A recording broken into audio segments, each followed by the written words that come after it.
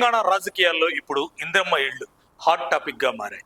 కాంగ్రెస్ ప్రభుత్వం చేపడుతున్న భారీ గృహ నిర్మాణ కార్యక్రమంపై మంత్రి పొంగులేటి శ్రీనివాసరెడ్డి సంచలన వ్యాఖ్యలు చేశారు.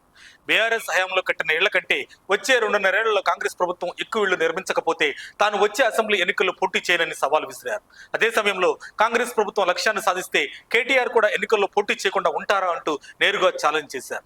హైదరాబాద్ లో మీడియాతో మాట్లాడిన మంత్రి పొంగులేటి, ఇంద్రమ్మ ఇళ్లు ఇచ్చిన గ్రామాల్లోనే మేము ఓట్లు అడుగుతాం, మరి బీఆర్ఎస్ కట్టిన ఇళ్లున్న ప్రాంతాల్లో మీరు ఓట్లు అడగడానికి సిద్ధమా అంటూ ప్రశ్నించారు.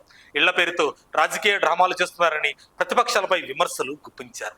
త్వరలో హైదరాబాద్ ఓఆర్ఆర్ పరిధిలోని క్యూర్ ఏరియాలో తొలి విడత 1,00,000 ఇంద్రమ్మ ఇళ్లకు సీఎం రేవంత్ రెడ్డి శంకుస్థాపన చేయనున్నట్లు తెలిపారు.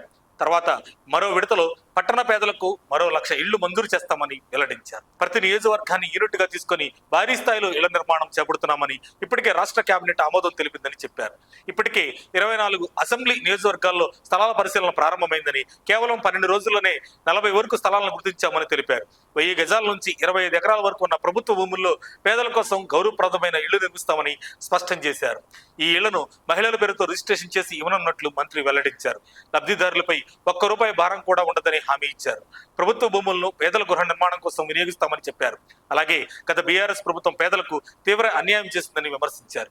వేలాది ఇళ్లు అసంపూర్తిగా వదిలేశారని, నిర్మించిన ఇళ్లలో కూడా మౌలిక సదుపాయాలు లేవని ఆరోపించారు. ఇప్పుడు ఆ సమస్యలన్నింటినీ కాంగ్రెస్ ప్రభుత్వం పరిష్కరిస్తుందని తెలిపారు. ఇక పాత G+2 భవనాల స్థానంలో కొత్త ఇళ్లు నిర్మించి పేదలకు గౌరవప్రదమైన జీవితం అందిస్తామని ప్రభుత్వం చెబుతుంది. ఈ క్రమంలో హైదరాబాద్ నగరంలోని పలు ప్రాంతాల్లో మంత్రి పొంగులేటి స్వయంగా పర్యటించి ఖాళీ స్థలాలు, శిథిల భవనాలను పరిశీలించారు. మొత్తానికి ఇంద్రమ్మ ఇళ్లు ఇప్పుడు తెలంగాణ రాజకీయాల్లో కాంగ్రెస్ వర్సెస్ బీఆర్ఎస్ మధ్య ప్రతిష్టాత్మక యుద్ధంగా మారింది. మంత్రి పొంగులేటి విసిరిన సవాల్కు బీఆర్ఎస్ ఎలా స్పందిస్తుందో వేచి చూడాలి. మరిన్ని అప్డేట్స్ కోసం మా కాయ్ టీవీని సబ్స్క్రైబ్ చేసుకోండి.